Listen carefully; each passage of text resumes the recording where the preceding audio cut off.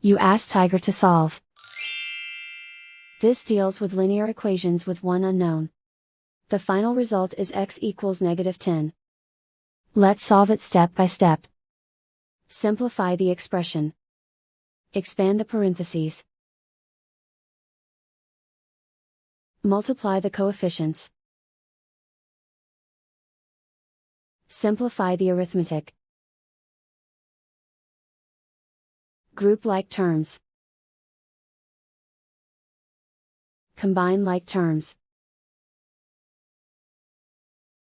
Group all constants on the right side of the equation. Subtract 26 from both sides. Simplify the arithmetic.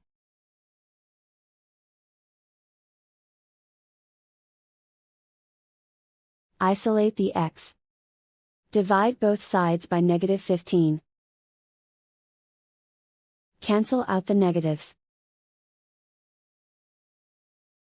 Simplify the fraction. Move the negative sign from the denominator to the numerator. Find the greatest common factor of the numerator and denominator. Factor out and cancel the greatest common factor. And so the final result is x equals -10.